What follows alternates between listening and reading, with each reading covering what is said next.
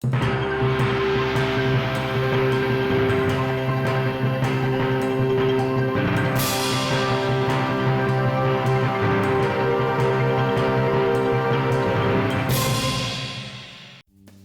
invitado de esta noche es un sacerdote, pero no es un sacerdote común y corriente. Es un sacerdote muy especial, es un sacerdote jesuita que ha dedicado su vida a trabajar con la comunidad muy de cerca, sobre todo en zonas de conflicto, en zonas donde se sabe cómo es la guerra, donde se ha vivido la guerra. Y por eso me parece tan importante tenerlo aquí hoy, porque es una persona que nos puede dar una visión muy clara y muy nítida sobre la realidad de este país. También fue el provincial, que es el superior jerárquico de los jesuitas, fue provincial en Colombia de la Compañía de Jesús. Y pues por si no han adivinado quién es, les estoy hablando del padre Francisco de Rú. Padre, buenas noches. Buenas noches, Vlado. Me da mucho gusto estar aquí contigo y estar además con tus teleaudientes y poder compartir un poco inquietudes y expectativas y esperanzas.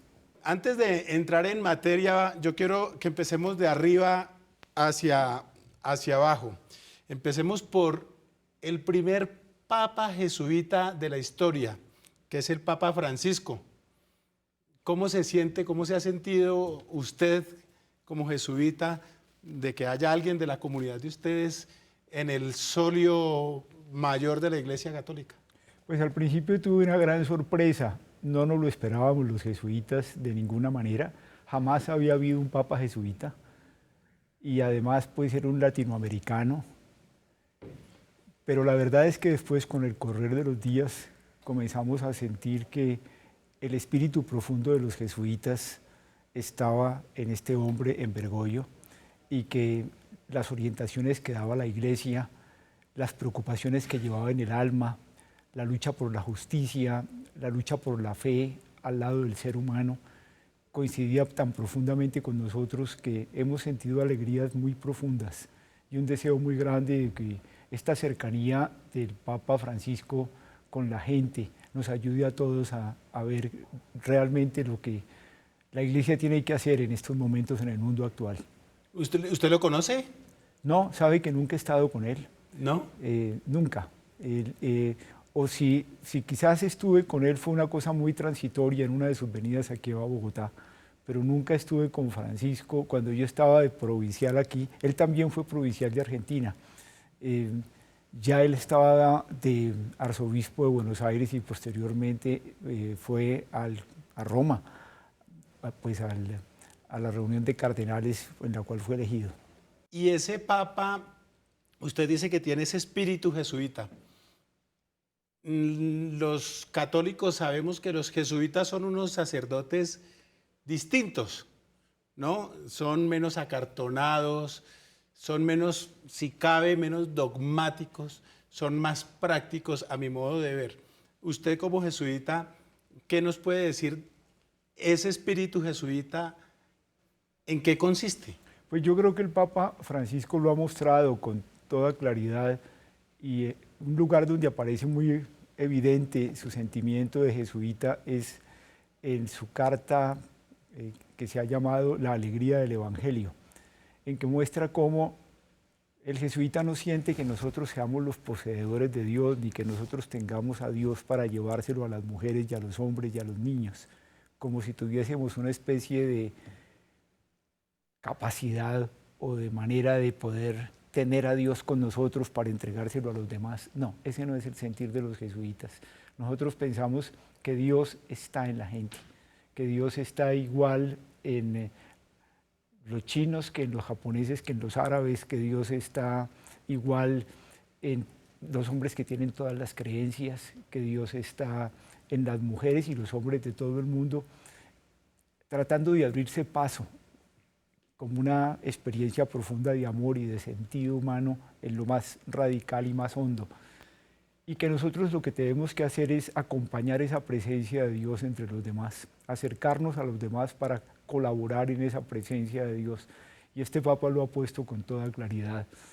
Por eso hace que sea una manera de ver la Iglesia totalmente entregada al ser humano, sin poner ningún tipo de condiciones, simplemente afirmando que Dios nos ama a todos, independientemente de que seamos católicos o no católicos, incluso de que seamos ateos, incluso de qué posiciones tengamos en política o qué relaciones de género, que Dios nos ama a todos y nos ama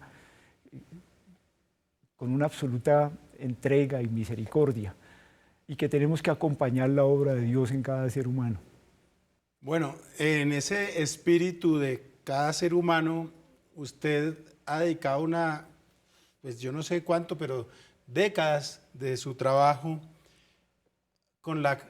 a estar cerca de la comunidad y a estar en lugares complicados como el Magdalena Medio y zonas donde se vive la guerra que tenemos en este país. Por eso el tema de la paz a usted le es tan cercano y ha trabajado tanto por eso. Y usted en algún momento ha dicho que todos los colombianos somos responsables de la violencia que se vive, todos. Sí, Vlado.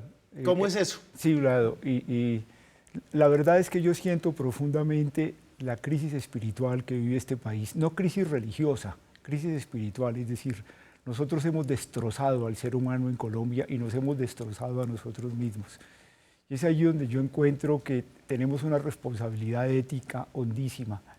No hay ninguna responsabilidad ética más grande que se pueda pensar para un colombiano que hoy en día enfrentar con decisión, trabajar por la paz para que salgamos de esta barbarie. Yo he sentido eso hondísimamente, al mismo tiempo que he sentido con mucho dolor y con mucha compasión que en medio de este dolor inmenso hay una fuerza espiritual que quiere emerger y que quiere transformarnos. Pero cuando para ponernos en la situación concreta, en México hubo una masacre de 45 jóvenes y los mexicanos salieron a la calle adoloridos y confundidos por lo que estaba pasando entre ellos.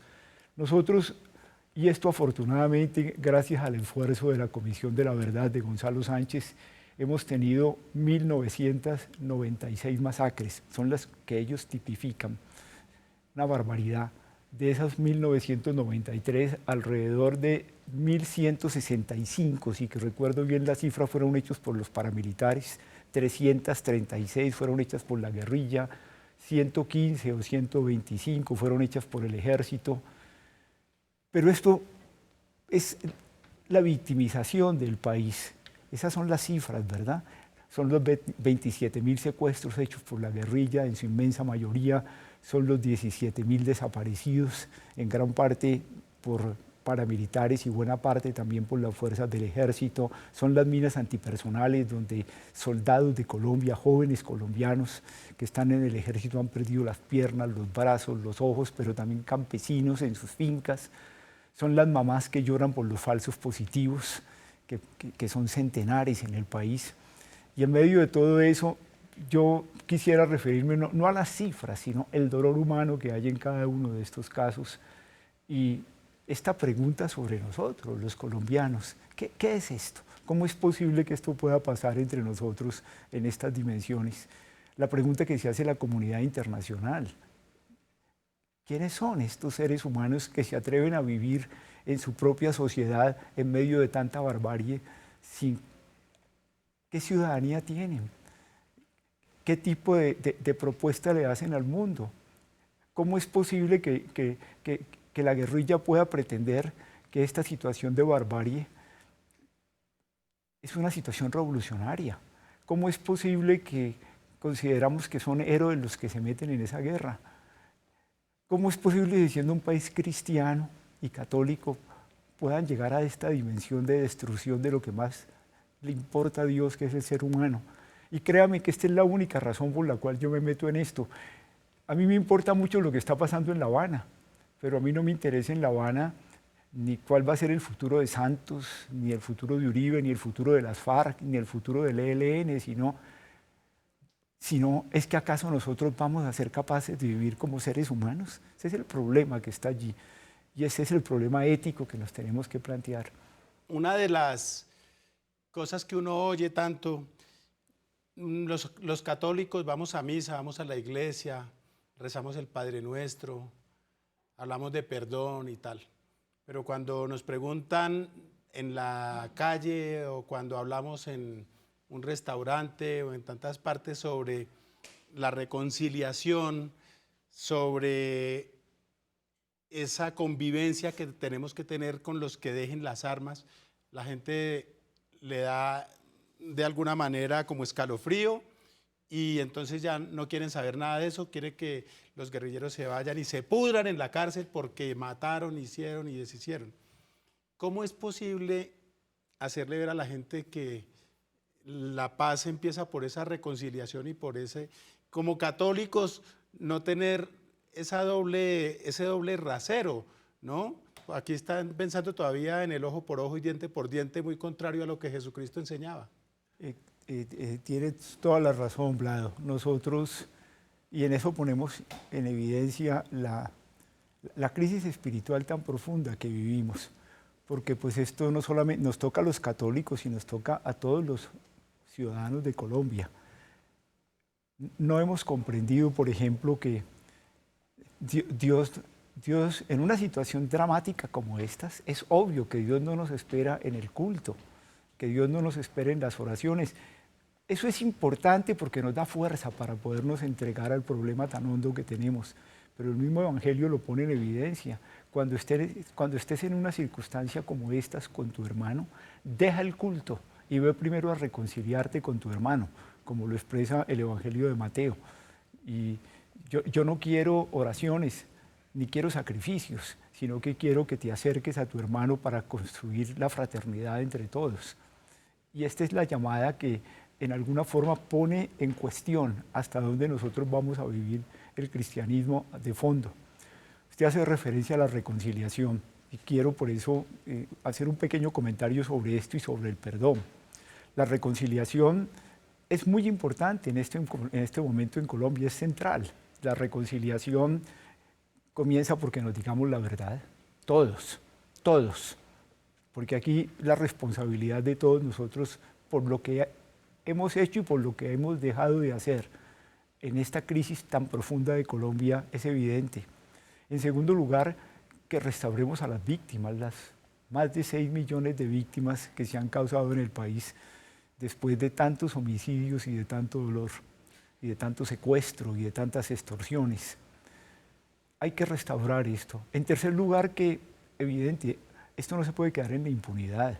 Tenemos que encontrar caminos para que todos los que estuvieron en la guerra le causaron costos inmensos al país y esos costos hay que resarcirlos. Pero tenemos que tener imaginación también, porque si pensamos que la justicia tiene que ser la justicia penal, ¿cuántos tendrían que irse a la cárcel aquí por la cantidad de cosas que han ocurrido? Y luego tenemos que hacer cambios de fondo en la agricultura, en la política, en terminar la corrupción. Todo eso tiene que ver con la reconciliación. Fíjese cómo la reconciliación siempre es una negociación, es algo por algo. Ustedes dicen la verdad y nosotros los recibimos a participar en política siempre y cuando ustedes dejen las armas. Ustedes aceptan que van a reparar a las víctimas y nosotros permitimos que ustedes participen en el mercado de trabajo con todos. Siempre tiene esto la reconciliación. Y va hacia un camino que es terminemos la guerra, que es lo que se está haciendo en La Habana. Pero eso no es todo. En Colombia no podemos parar allí, sino que tenemos que parar a un elemento más profundo del que quiero que conversemos, que es el perdón, que es mucho más profundo que la reconciliación. A mí me causa decepción que muchas personas que se cierran al perdón son personas que están en las grandes ciudades, que no han vivido la guerra, mientras que personas que han sido víctimas directas del conflicto están más abiertas al perdón y a la reconciliación. Muchas de estas víctimas o familiares de víctimas solo quieren saber dónde está el cadáver de su marido, de su hijo, de su padre, y no quieren picar en pedacitos al causante de la muerte. Pero en las ciudades vemos gente aguerrida que dice ni un minuto de impunidad y cárcel, no sé cómo, y que no pueden meterse en política los victimarios, etcétera, etcétera. ¿Cómo hacerle ver a la gente eso, hacerle llegar ese mensaje de perdón para que la gente se abra, baje la guardia, desarme los espíritus? Claro, la gente de la ciudad conoce la violencia y conoce la inseguridad, pero no conoce la guerra. Qué Y buena es frase esa. la gente de la guerra, que ha sufrido la guerra profundamente y que está viviendo en las zonas campesinas de Colombia, paren esta guerra, párenla de todos los lados. Nos ha dado una muestra en La Habana. Yo he tenido el privilegio y la gracia de acompañar a todos los grupos de víctimas que han ido a La Habana, acompañando a Monseñor Augusto Castro y al Padre Darío Echeverri, junto con los de la Nacional y con Naciones Unidas. Qué bueno sería que los colombianos oyeran el testimonio de las víctimas de todos los lados, secuestrados, muchachos, el muchacho que pone la prótesis sobre la mesa al empezar a dar su testimonio, el hombre de Bojayá que cuenta la barbarie que se cometió en Bojayá y luego le dice al ejército y le dice a las FARC, ustedes son responsables, ustedes tienen que pagar por esto. ¿Sabe cómo van a pagar? Ustedes no se levantan de esta mesa hasta que no haya paz en Colombia. Todos, de todos los lados, diciendo, nosotros estamos dispuestos a perdonar, pero por favor, terminemos este conflicto. Pero quiero decir una cosa, efectivamente, la víctima que ha sufrido hasta las entrañas la barbarie de que es capaz el ser humano, nosotros hemos escuchado cosas horribles, como yo las viví en el Magdalena Medio, cuando Alma Rosa, que trabajaba conmigo, le serrucharon los brazos con una motosierra y le serrucharon las piernas y por supuesto se murió. Pero la víctima sabe una cosa que no saben los que no conocen de esto. La víctima conoce la ignominia de que es capaz el ser humano, la barbarie de que es capaz el ser humano. Comprende como pocos lo que somos los seres humanos. Y al mismo tiempo la víctima sabe que nosotros somos capaces de las cosas más sublimes. Somos capaces de amar desinteresadamente, somos capaces de luchar por la justicia a todo riesgo, somos capaces de perdonar. Que el perdón es casi un milagro. El perdón usted no se lo puede pedir a nadie. La reconciliación es un negocio, algo por algo. El perdón usted lo regala. El perdón es una opción personal, es una opción libre, gratuita. El perdón usted lo entrega a cambio de nada. A mí me impresionó una de las víctimas de La Habana que dice, yo les regalo el perdón, un negro de Tumaco, yo les regalo el perdón, pero por favor, para que esto termine, pídanle perdón a toda la comunidad negra de Colombia que ustedes han agraviado y han causado tanto dolor en medio de ellos. Qué bueno que nosotros pudiésemos comenzar a tener actos de perdón entre nosotros para que fuera posible una realidad distinta. Eso sin duda sería un gran paso que empezáramos a tener se necesitara mucha generosidad, ¿no? para otorgar, para dar ese perdón. Sí, pero la verdad es que si no lo hacemos así en Colombia, yo no veo que el camino sea posible, ni siquiera la reconciliación nos basta.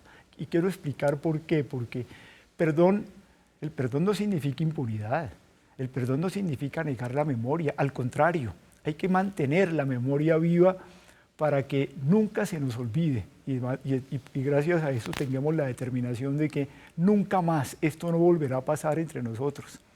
El perdón no significa que no va a haber reparación a las víctimas, el perdón no significa impunidad, el perdón significa que deponemos el sentimiento de venganza, que deponemos los señalamientos, que deponemos las estigmatizaciones, que dejamos de lado el odio, que comprendemos que Dios y la vida nos pusieron juntos en este territorio tan bello y que nos hemos agredido y nos hemos destruido los unos a los otros y vamos a construir una cosa juntos, justamente porque nos conocemos, porque sabemos que en medio de nuestras limitaciones somos capaces de las cosas más grandes. Si no hay esto, no es posible. Y esto tiene que ser algo libre, que salga del corazón de las mujeres y de los hombres de Colombia, y las víctimas nos están dando ejemplo. Llegó la hora de hablar con Francisco de Rú en blanco y negro.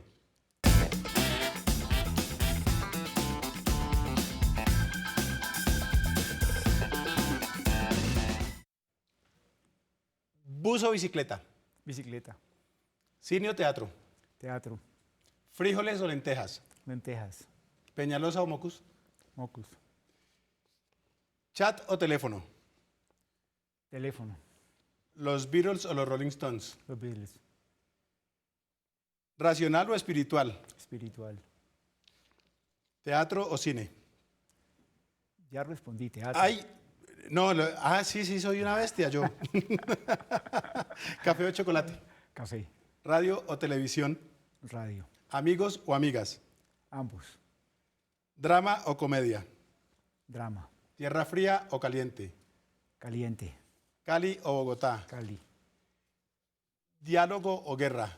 Diálogo sin duda. ¿Obregón o Botero? Ambos. Muy difíciles. Son grandes.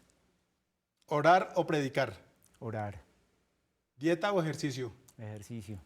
¿Legalizar o prohibir? Legalizar. Sé que me está preguntando. Legalizar. ¿Uribe o Santos? No contesto. Esto ha sido En Blanco y Negro con Francisco de Rú.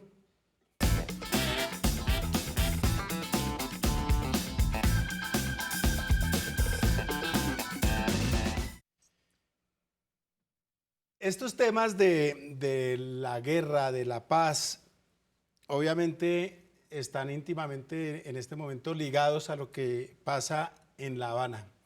¿Usted es optimista sobre lo que puede resultar de La Habana? Yo soy absolutamente partidario de lo que está ocurriendo en La Habana y tengo mucha esperanza. Yo he visto la seriedad del desarrollo de La Habana por parte del gobierno, de este gobierno que tiene asesores serísimos y que tiene un equipo que está absolutamente dedicado a esto. Y he visto la seriedad de la gente de las FARC y de la enorme entrega a este proceso. Por eso, una de las cosas que más me ha dolido es la falta de respeto de los medios de comunicación a la gravedad de los asuntos como allí se han enfrentado y se han tratado. Pero tengo muchas preguntas sobre el país y muchas preocupaciones. Tengo muchas preguntas sobre la opinión pública y tengo grandes interrogantes.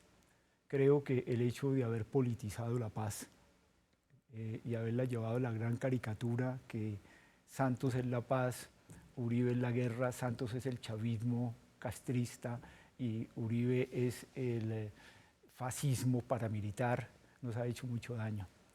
Pienso que necesitamos la entrada del ELN cuanto antes para que esto sea posible. Temo que los empresarios, sobre todo... ¿Que el ELN entre a la misma mesa no, o un proceso independiente? A un proceso independiente, una mesa distinta con su propia metodología y su propia agenda y todo. Agenda, pero que lleguen a un acuerdo final común. Pienso que hay muchas dificultades por los empresarios del campo que no han entendido el rigor de los planteamientos del primer acuerdo sobre la parte rural y se oponen a esas transformaciones que son democráticas que hay que hacer en el campo en Colombia. Pienso que hay mucha resistencia en el país a la justicia restaurativa o transicional y que tenemos que encontrar formas de justicia distintas a la mera justicia penal para que esto sea posible. Siento la dificultad por parte de los militares, entre otras legítima, porque se preguntan qué va a ser el futuro de nosotros en este proceso y que eso hay que tenerlo muy claro, así como para el guerrillero de base también.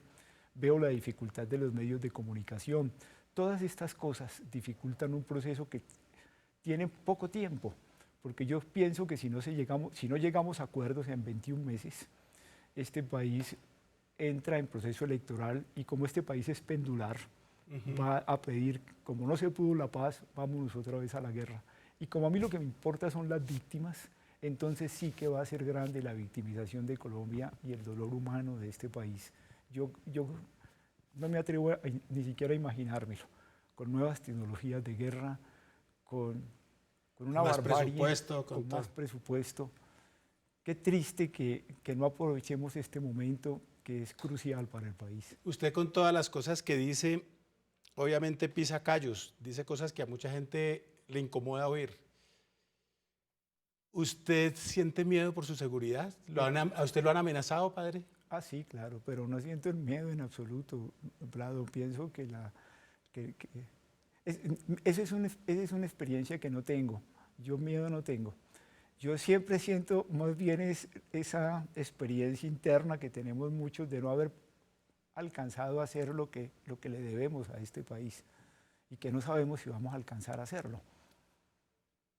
Bueno, pues indudablemente esa es una enseñanza, porque la gente muchas veces calla por temor o porque lo compran o porque no sé qué, pero a personas como usted que están jugados en ese aspecto, ¿usted cómo ha hecho para hacer caso omiso de las amenazas? ¿Usted se cuida? ¿Usted anda en un carro blindado? ¿Usted tiene seguridad? En absoluto, no. ¿Usted anda común y corriente como cualquier cristiano? Vivo en un barrio pobre al que subo a pie. Estuve en el Magdalena Medio 13 años moviéndome en lancha y en carro y en bus durante los tiempos más difíciles, cuando la guerra estaba en todo su apogeo. ¿Y nunca le pegaron un susto? ¿Nunca lo sí, es decir, si por susto si por supuesto significa momentos realmente de altísima tensión, por bondad de Dios, porque yo soy un creyente, no me mataron, eso sí pasó, pero aquí estamos. Bueno, padre, pues espero que siga y muchísimo tiempo, porque el país necesita no solamente su trabajo, sino su testimonio y las cosas que dice, para que muchos colombianos no solo abramos los ojos y los sentidos, sino también los corazones. Pues Vlado, gracias por tenerme con tus televidentes y gracias además por todo lo que haces por el país, tanto en este programa como en tu artículo del Tiempo y con tus caricaturas que tienen la fuerza del humor, que nos ayuda a comprender las verdades que a veces no somos capaces de decirnos cuando nos sentamos a hablar en serio. Gracias, de verdad. Bueno, padre, muchas gracias y bueno, que Dios nos lo siga cuidando. Gracias. Gracias. Muy bien, de esta manera llegamos al final de esta emisión de NSN Noticias en el primer puente de 2015. Les deseamos que acaben de pasar un descanso muy sabroso y que empiecen a trabajar mañana como Dios manda. Nos vemos el próximo lunes, como siempre, a las 9 de la noche para seguirlos desinformando.